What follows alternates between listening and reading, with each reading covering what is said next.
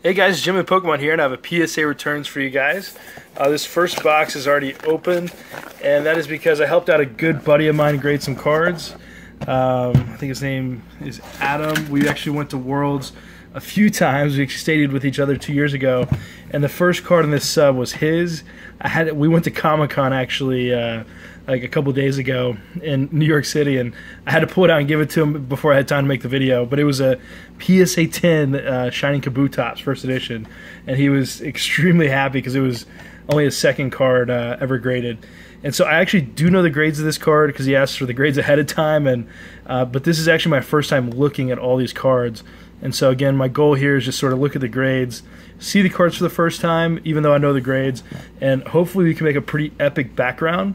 I sent a lot of E-Series in this submission here, and the E-Series did really well, but the things that were not the E-Series did not do so well.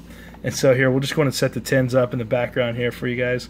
And you can just see the beautiful holo here. So I bought a bunch of master sets for E-Series like a couple years ago, and I didn't grade all the cards, but my goal was to get the reverse holos, because Expedition was going around $500 at the time. I think Quap was like 800, and look at this sick Mewtwo. That's just ridiculous. I love those two cards. And so I was like, I need to start getting these cards packed fresh while I can before they just fall off the market. And sure enough, that's what they've done. Is very recently they have just disappeared from the market, and it's really hard to find some good looking E-Series cards loose. And generally, if you can pull E-Series cards out of the pack, like I think these cards get 10s more often than other cards. But the challenge is that, do you really want to pay, $60 a pack for Aquapolis and then buy 3 of those packs just to get the ratio of pulling one holo, assuming that the cards aren't weighed, if you know what I mean. So that's where the challenge is. I do think these, and look at this is a huge card.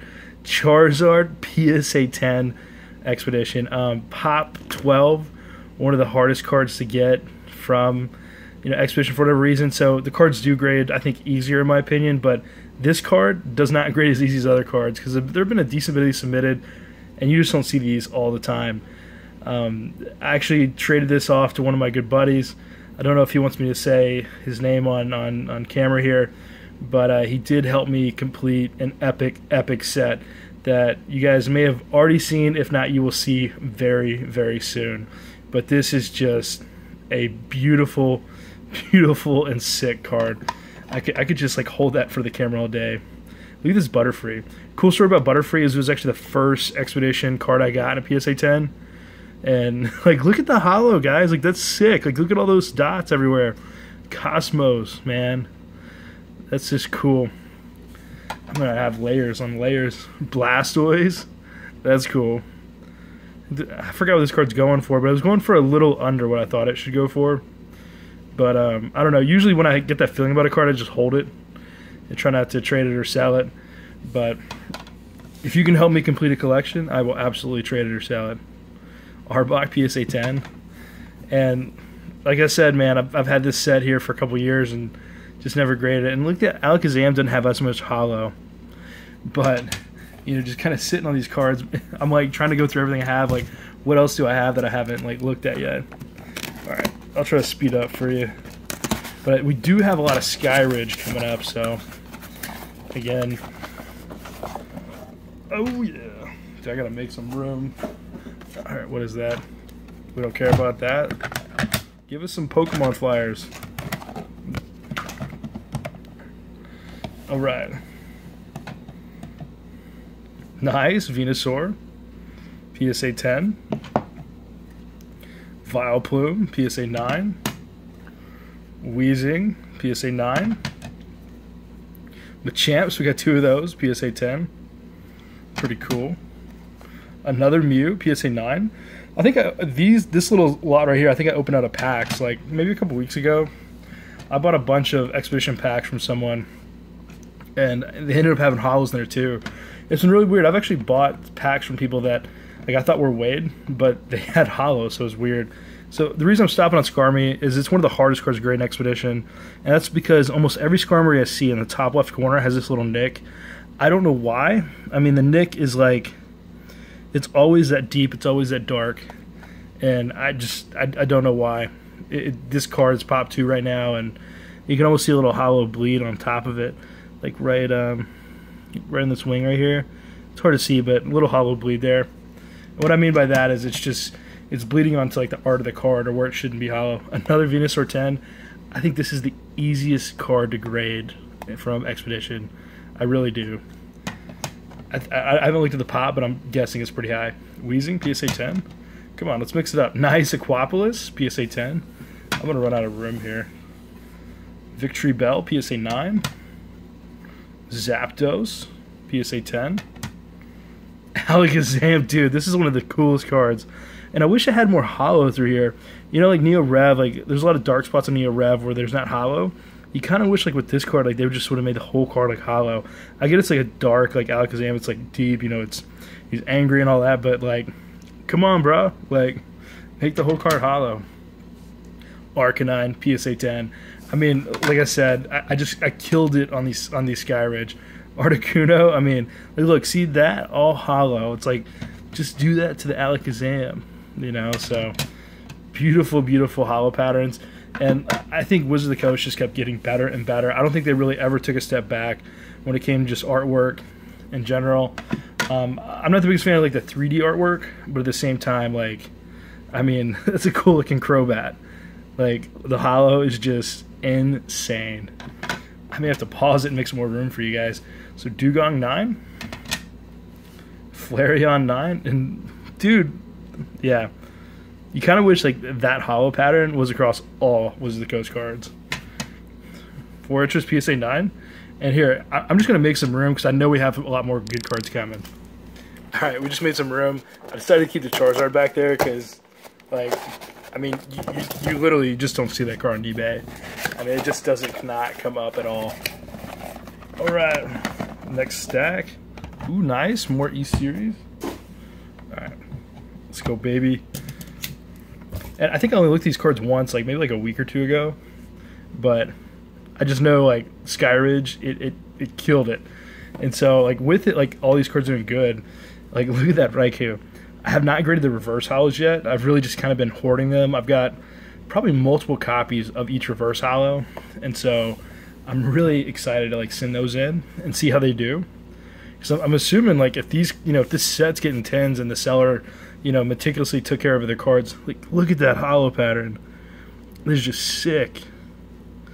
Then I'm assuming that, you know, the reverse hollows are probably going to do pretty good as well. And so that's what I'm hoping for. A little swirl right there. That's kind of cool. I think I might actually start sending those in like this month, just to like go in and get a head start on it. But I'm only looking for one copy of every card, so I'm not looking to get, you know, 15 Charizards from Expedition. And so as those reverse hollows do come back in, and if they do, you know, get 10s or multiple 10s, I'll absolutely probably be looking to sell those at some point. But with Legendary Collection and how awful like that set was to complete, just like how brutal it was just going through it, I really am not going to underestimate reverse hollows. I mean, the slightest little, and this is cool because if you really look at this artwork, you can see Voltorbs in the background. And you can see a Magneton getting scared at its reflection in a Voltorb. I've always thought this was like one of the, just like, you know, like a lot of time and thought went into this artwork. Like that was cool, like that they took the time to go through that. You can see the illustrator down there too. But just beautiful, beautiful cards.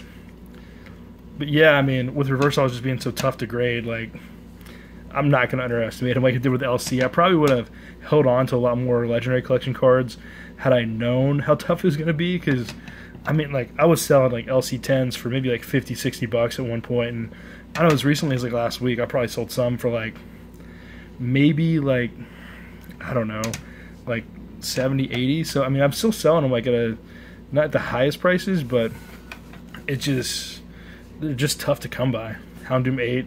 This is, I'm not sure why this got an 8, because if you look at this card, like, again, this is my first time looking at it, but, I mean, yeah, I don't know why that got an 8.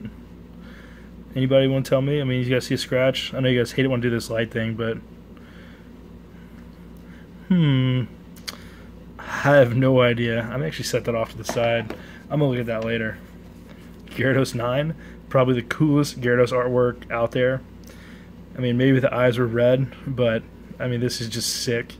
Just the style, the position, the aggressiveness. I mean, this is a huge step for Pokemon just to get this aggressive with some of the artwork. Alright, let's keep going. Gengar 8. Again, why did this get an 8? I don't know. And you see it's already kind of dusty and stuff on there. But, I mean, this is a great looking card. I don't know. Alright, we got 3 more of these boxes to go through. Dude, I lost my scissors. So we'll try to speed up for you guys. Get a little faster. I think the last box is kind of light, so shouldn't take that long.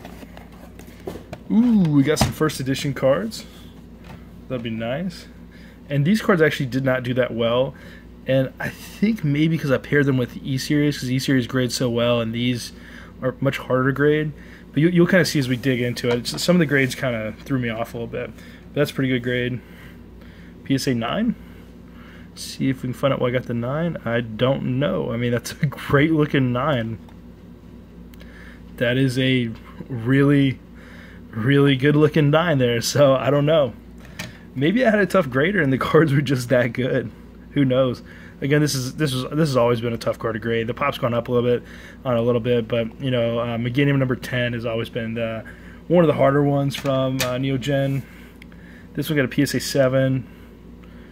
I mean, again, like, you know, these are cards I had planned to grade, and I mean, that looks pretty good. What, scratches in the holofoil? Yeah, I mean, you got some scratches in there and stuff, but I don't know if I'd call that a 7. Centering's off on the front. You can see the right side's a little bit bigger, but, you know, I mean, look at that. I know you guys hate it when I do that, but there's some scratches, but I don't know, man. I've seen 9s that look like this, so. Again, anytime I get a Metal Energy that has a shot, I'll always grade it just because it's so hard to get in a 10. I honestly expect this to get an 8, maybe a 9, but, you know, you always do that long shot just to see if maybe you get a good grade. Jump Up PSA 9, first edition. Ampharos from Neo Genesis, probably the easiest card of Neo Genesis to grade. I mean, just easy. I don't know why these cards always get 10s. But if you were to get an Ampharos from Neo Rev in a PSA 10, you're looking at probably like $5 grand. Huge, huge difference just on the card being hard to obtain. Crobat, again, where's the holo? Where's the holo? You could almost call this like a no holo, like Dark Dragonite, with how little of a holo pattern it has. It's always just baffled me that they would release a card that you can barely even tell. Porygon 9. Dark Houndoom PSA 10. This is pretty sick. Again, Neo Destiny, just the pinnacle of the Neo series. Stay up. Alright, next up, we got Steelix 9. Steelix PSA 9. The Magneton 9. This is generally a pretty tough card to grade. With most pre-release cards, I actually get PSA 8s. I probably got more 8s on pre-release than probably any other card out there, with that being Dark Gyarados, Misty Seadra. And, you know, this I thought maybe it's like a 9, but you can see the edgeware on the side over here. Pretty obvious why I did not get a 10, but at the same time, you can see a little nick up there as well. PSA 8, for whatever reason, these just tend to grade 8 more often than not for me. So Xatu 9. Vaporeon, which is actually becoming a huge card for like the Jungle series. Vaporeon has been really tough to grade, and it's actually, I think, drawing the highest premium of most cards. Like, I think Kangaskhan actually in Jungle is a little bit more than that, but across all sets, it seems like Vaporeon is outpacing the other evolutions at least. This is a pretty big card, Umbreon. Again, I got an 8. I'm not sure. I mean, this has a little nick up there, but again, I mean, this is a really good looking 8, so I very rarely regrade a card, but I think I'm going to have to look at some of these. Pretty much most of the 9s I've sold have been really strong 9s. Steelix PSA 10, good looking card. And Starmie PSA 9. Alright, I'm going to clear the bagger one more time, and maybe we can fill it back up again with the last 2 boxes.